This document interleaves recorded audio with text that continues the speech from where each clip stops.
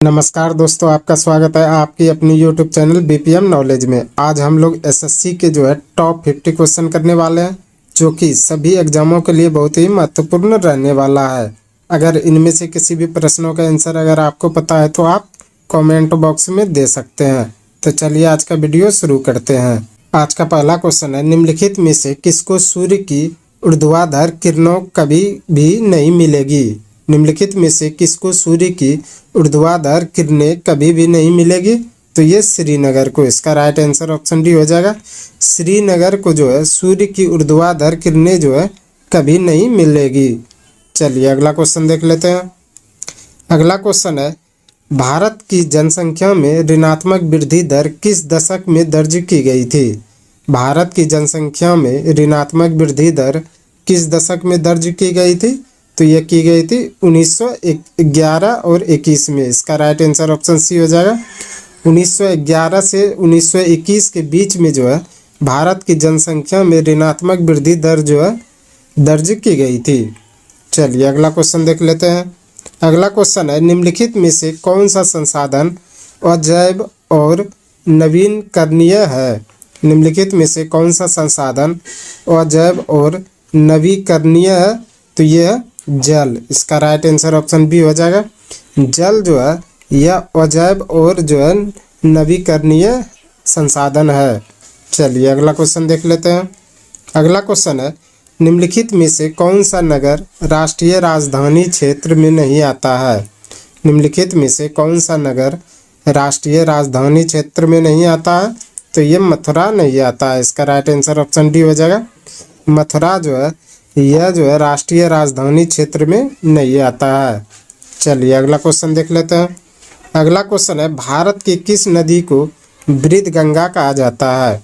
भारत की किस नदी को वृद्ध गंगा कहा जाता है? तो ये गोदावरी नदी को। इसका राइट आंसर ऑप्शन बी हो जाएगा। गोदावरी नदी को वृद्ध गंगा के नाम से जाना जाता है। चलिए अगला क्वेश्चन देख लेते हैं। अगला क्वेश्चन है, तंजानिया की राजधानी कहाँ है? तंजानिया की राजधानी कहाँ है? तो यह डोडोमा। इसका राइट आंसर ऑप्शन डी हो जाएगा। डोडोमा यह तंजानिया की राजधानी है। चलिए अगला क्वेश्चन देख लेते हैं। अगला क्वेश्चन है, अंडमान द्वीप समूह और निकोबार द्वीप समूह निम्नलिखित में से किसके द्वारा एक दूसरे से अलग किए गए हैं? अंडमान द्वीप समूह और निकोबार द्वीप समूह निम्नलिखित में से किसके द्वारा एक दूसरे से अलग किए गए हैं? तो यह 10 डिग्री चैनल के द्वारा। इसका राइट आंसर ऑप्शन ए हो जाएगा।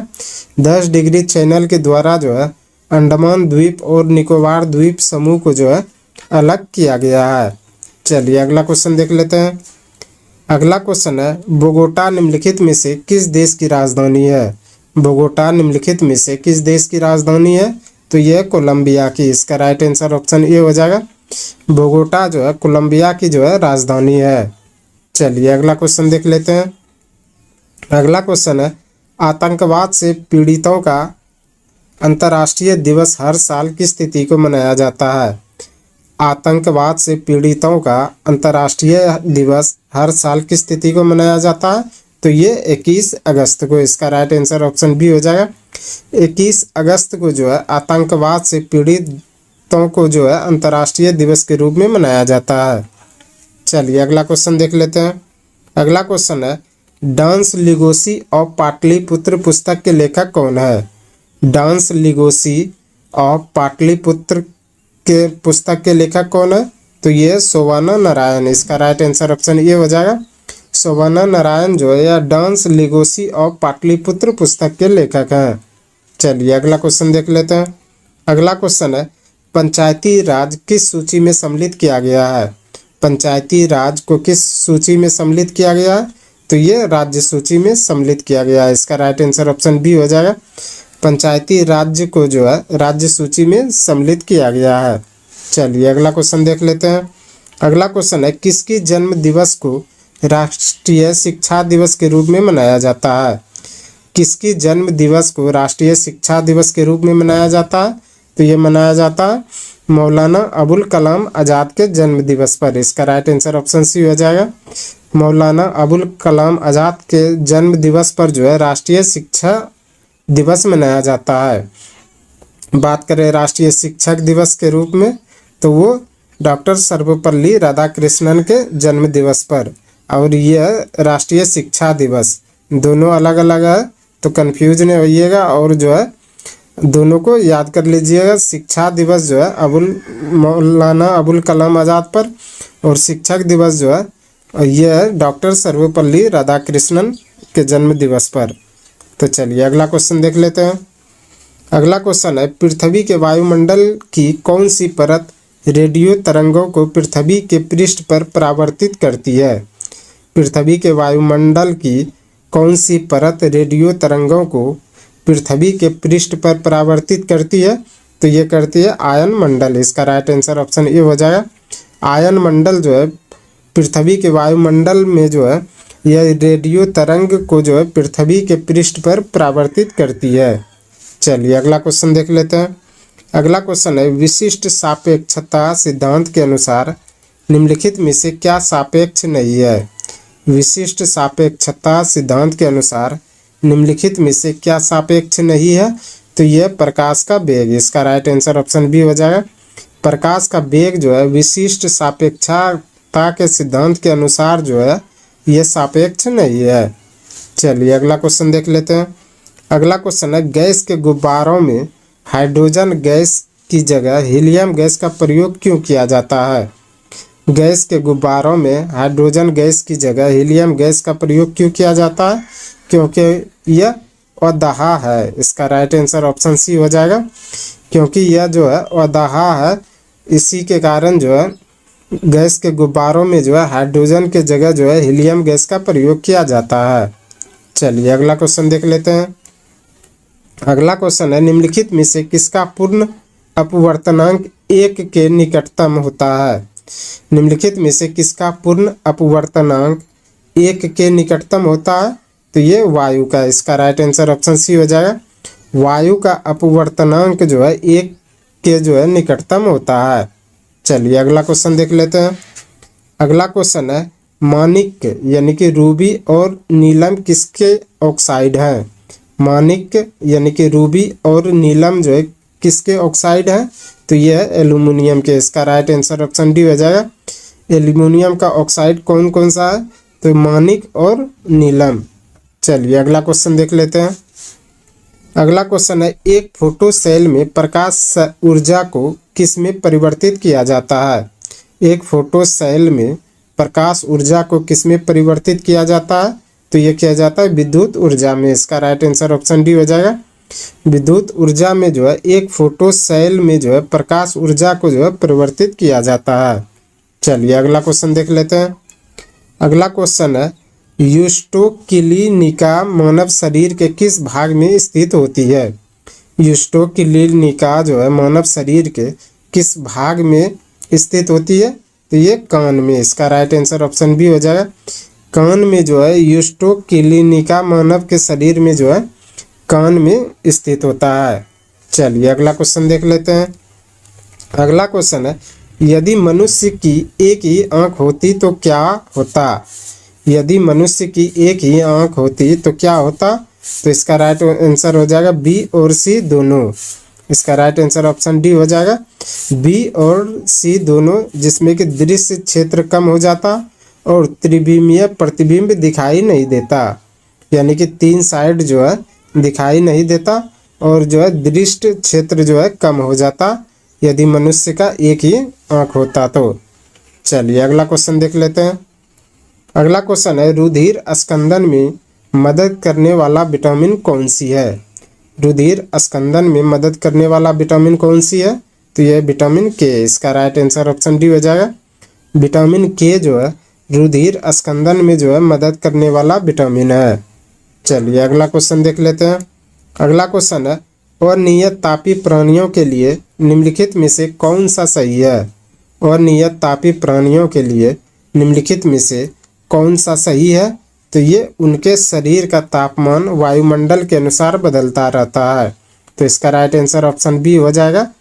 उसके शरीर का तापमान वायुमंडल के अनुसार बदलता रहता है, यह जो है अनियत तापी प्राणियों के लिए सही है। चलिए अगला क्वेश्चन देख लेते हैं। अगला क्वेश्चन है एड्स वायरस का अनुवांशिक पदार्थ क्या होता है। एड्स वायरस का अनुवांशिक पदार्थ क्या होता है, तो ये होता है एक सूची आरएनए। इसका राइट आंसर ऑप्शन ए हो जाएगा। एक सूची आरएनए जो है यह एड्स वायरस का जो अनुवांशिक पदार्थ होता है। अगला क्वेश्चन है सूफी संप्रदाय का उद्भव किस धर्म से हुआ था। सूफी संप्रदाय का उद्भव किस धर्म से हुआ था, तो ये हुआ था इस्लाम धर्म से। इसका राइट आंसर ऑप्शन सी हो जाएगा। सूफी संप्रदाय का उद्भव जो है इस्लाम धर्म से हुआ था। चलिए अगला क्वेश्चन देख लेते हैं। अगला क्वेश्चन है आर्थिक दृष्टि से एक पिछड़े देश की विशेषता क्या है।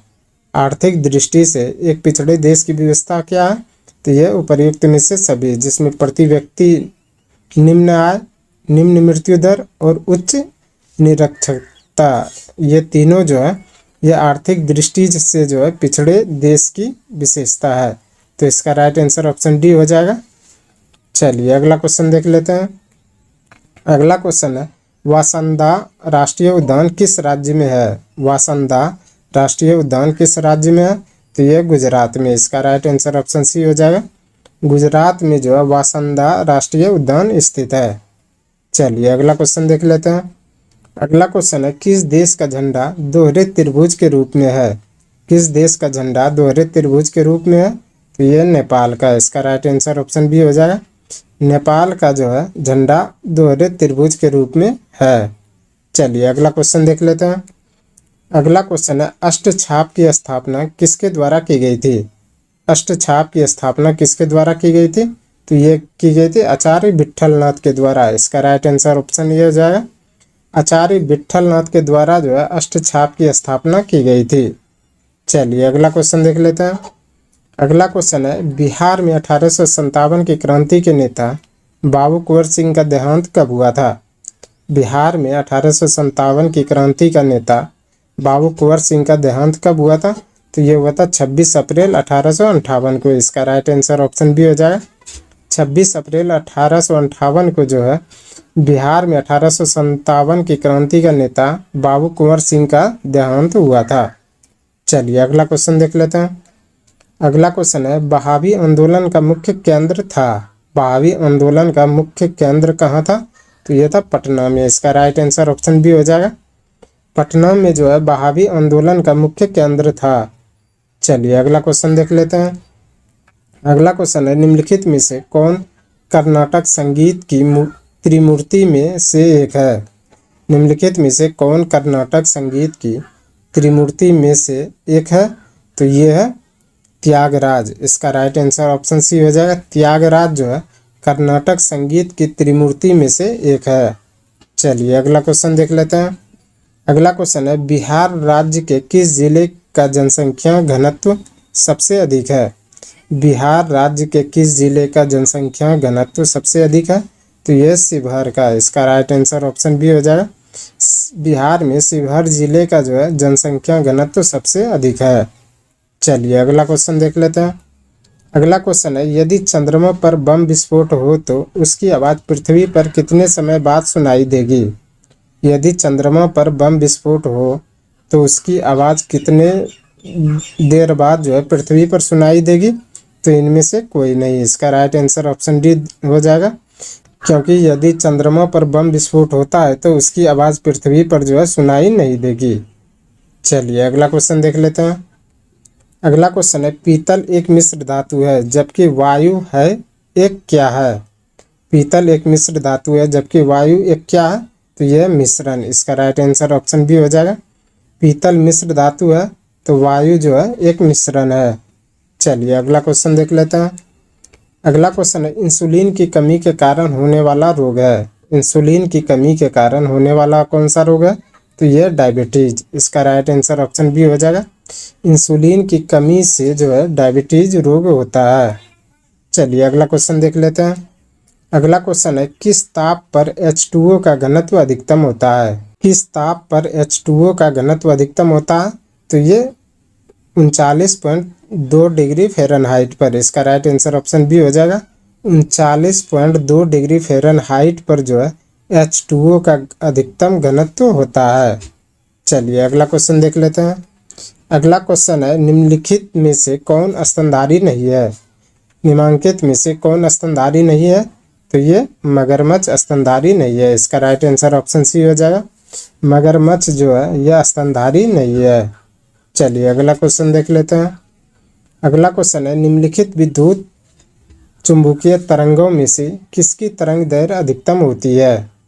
निम्नलिखित विद्युत चुंबकीय तरंगों में से किसकी तरंग दैर्घ्य अधिकतम होती है? तो ये होती है अवरक्त किरणों की। इसका राइट आंसर ऑप्शन डी हो जाएगा। अवरक्त किरणों की जो है विद्युत चुंबकीय तरंग जो है अधिकतम होती है। चलिए अगला क्वेश्चन देख लेते हैं। अगला क्वेश्चन है, आंसू गैस का रासायनिक नाम क्या है? आंसू गैस का रासायनिक नाम क्या है? तो यह क्लोरोएसिटोफिनोन। इसका राइट आंसर ऑप्शन ये हो जाएगा। क्लोरोएसिटोफिनोन जो है यह आंसू गैस का रासायनिक नाम है। चलिए अगला क्वेश्चन देख लेते हैं। अगला क्वेश्चन है, यदि किसी लेंस का आधा भाग काले कागज से ढक दिया जाए तो उसके द्वारा उत्पन्न प्रतिबिंब क्या होगा? यदि किसी लेंस का आधा भाग काले कागज से ढक दिया जाए तो उसके द्वारा उत्पन्न प्रतिबिंब क्या होगा? तो उसकी चमक कम हो जाएगी। इसका राइट आंसर ऑप्शन सी हो जाएगा। उसकी चमक कम हो जाएगी यदि लेंस का आधा भाग जो है काले कागज से ढक दिया जाए तो। चलिए अगला क्वेश्चन देख लेते हैं। अगला क्वेश्चन है, निम्नलिखित में से किस सूचक के साथ बेकिंग सोडा का विलयन मिलाने पर हरा रंग प्राप्त होता है? निम्नलिखित में से किस सूचक के साथ बेकिंग सोडा का विलयन मिलाने पर हरा रंग प्राप्त होता है? तो ये होता है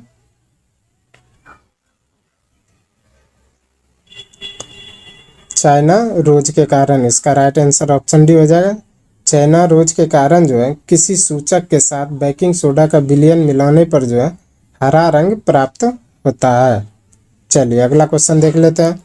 अगला क्वेश्चन है, ब्लू बेबी सिंड्रोम निम्नलिखित में से किसके कारण होता है? ब्लू बेबी सिंड्रोम निम्नलिखित में से किसके कारण होता है? तो ये होता है मिथोग्लोबिन के कारण। इसका राइट आंसर ऑप्शन डी हो जाएगा। मिथोग्लोबिन के कारण जो है ब्लू बेबी सिंड्रोम जो है होता है। चलिए अगला क्वेश्चन देख लेते हैं। अगला क्वेश्चन है, साबुन को जल में घोलने पर जल के पृष्ठ तनाव पर क्या प्रभाव पड़ता है? साबुन को जल में घोलने पर जल के पृष्ठ तनाव पर क्या प्रभाव पड़ता है? तो यह घट जाता है। इसका राइट आंसर ऑप्शन बी हो जाएगा। साबुन के जल में घोलने पर जो है इसका पृष्ठ तनाव घट जाता है। चलिए अगला क्वेश्चन देख लेते हैं। अगला क्वेश्चन है, एक ट्रांसफार्मर मुख्यतः किसको बदलता है? एक ट्रांसफार्मर मुख्यतः किसको बदलता है? तो यह वोल्टेज को बदलता है। इसका राइट आंसर ऑप्शन सी हो जाएगा। एक ट्रांसफार्मर जो है मुख्यतः वोल्टेज को बदलता है। चलिए अगला क्वेश्चन देख लेते हैं। अगला क्वेश्चन है, प्राकृतिक रबड़ किसका बहुलक है? प्राकृतिक रबड़ किसका बहुलक है? तो यह आइसोप्रीन का। इसका राइट आंसर ऑप्शन सी हो जाए। आइसोप्रीन का जो है प्राकृतिक रबड़ जो है बहुलक है। चलिए अगला क्वेश्चन देख लेते हैं। अगला क्वेश्चन है, निम्नलिखित में से कौन सा एक साधारण अस्थायी उत्तक है? निम्नलिखित में से कौन सा एक साधारण अस्थायी उत्तक है? तो यह मृदुतक। इसका राइट आंसर ऑप्शन ए हो जाएगा। मृदुतक जो है यह एक साधारण अस्थायी उत्तक है। चलिए अगला क्वेश्चन देख लेते हैं। अगला क्वेश्चन है, उच्च स्तर भाषा के स्रोत कूट को पंक्ति दर पंक्ति मशीन कूट में बदलने वाला अनुवादक प्रोग्राम को क्या कहते हैं? उच्च स्तर भाषा के स्रोत को पंक्ति दर पंक्ति मशीन कूट में बदलने वाले अनुवादक प्रोग्राम को क्या कहते हैं? तो ये कहते हैं कंपाइलर। इसका राइट आंसर ऑप्शन भी हो जाएगा। कंपाइलर द्वारा जो है उच्च स्तर भाषा के स्रोत को जो है पंक्ति दर पंक्ति मशीन के कूट में जो है बदलने वाले अनुवादक प्रोग्राम को कहते हैं। चलिए अगला क्वेश्चन देख लेते हैं। अगला क्वेश्चन है, यदि लाल फूल को हरे शीशे में देखें तो यह कैसा दिखाई देता है? यदि लाल फूल को हरे शीशे में देखें तो यह कैसा दिखता है? तो यह दिखता है काला। इसका राइट आंसर ऑप्शन बी हो जाएगा। यदि लाल फूल को जो है हरे शीशे में देखने पर जो है यह काला दिखाई देता है। चलिए अगला क्वेश्चन देख लेते हैं। अगला क्वेश्चन है, माइकलसन मोरले प्रयोग आधार किस सिद्धांत द्वारा बना होता है? माइकलसन मोरेले प्रयोग आधार किस सिद्धांत द्वारा बना होता है? तो ये बना होता है ईथर परिकल्पना के पतन का। इसका राइट आंसर ऑप्शन सी हो जाएगा। ईथर परिकल्पना के पतन का जो है माइकलसन मोरेल प्रयोग आधार जो है बना होता है। चलिए अगला क्वेश्चन देख लेते हैं। आज का अंतिम क्वेश्चन है, डीएनए में फ्यूरिन क्षार किसका बना होता है? डीएनए में फ्यूरिन क्षार किसका बना होता है? तो ये बना होता है एडिनिन व ग्वानिन का। इसका राइट आंसर ऑप्शन बी हो जाएगा। एडिनिन व ग्वानिन का जो है डीएनए में फ्यूरन क्षार जो है बना होता है। आज के लिए बस इतना ही। हमें उम्मीद है कि ये वीडियो आपको पसंद आया होगा। अगर पसंद आया तो प्लीज़ लाइक कमेंट शेयर और चैनल को सब्सक्राइब जरूर करें। धन्यवाद।